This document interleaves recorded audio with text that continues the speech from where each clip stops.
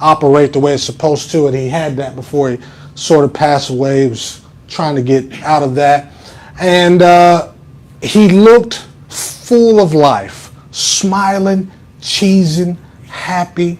And in the spirit realm, you don't talk with words really, with the moving of your lips. Everybody can just understand what the other person is saying. It's like almost, telekinesis? Is that the right word?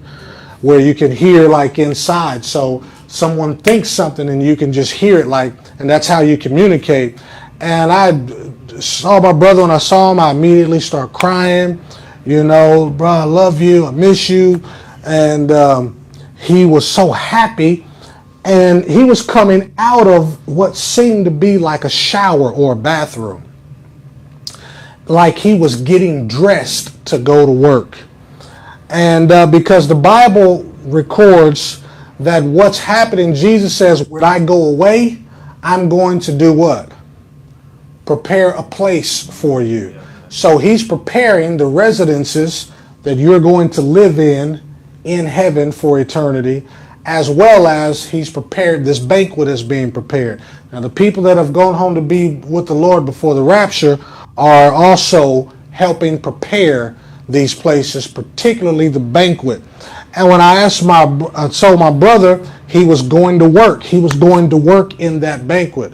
Brother Copeland's, or Sister Gloria Copeland's brother also was born again and got killed in a car accident.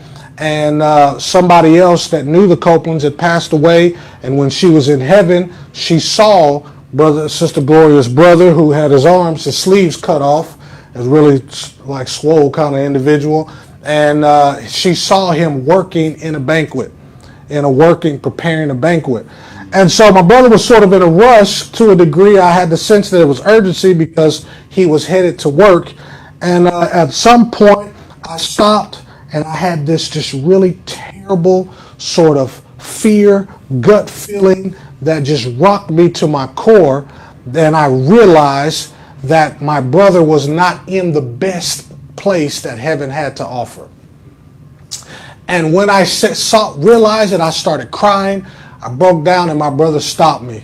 He said, bro, I'm just glad that I actually made it in. He acknowledged, he said, I know that I didn't complete what I was supposed to complete, but I'm just glad that I made it in. And he said that they still treat us like kings up here. Now, he was headed to work to go and prepare what you and I believe, are headed to right now. I'm telling you, you can't look at your Christian life, even down to being in your local church right now, as insignificant, like it does not matter. It matters. Everything the Lord told you to do matters right now. You've got to be about it right now. The tally is being taken right now for your eternity. You've got to be about the business of increasing. I have to be about the business. You think I'm just, I never wanted to pastor. You know that? I tried to get away from this with everything I possibly could. I would have, after having gone through this the first time, I would have never dreamed in a million years I would have to come back and do this. I never wanted to do it. You're looking at a pastor who did not want to pastor. I mean, me and my wife were dreaming about getting away from this and traveling the world and just preaching the gospel everywhere we could. We was California, Aruba, wherever. We was trying to get away. But God told me to do it.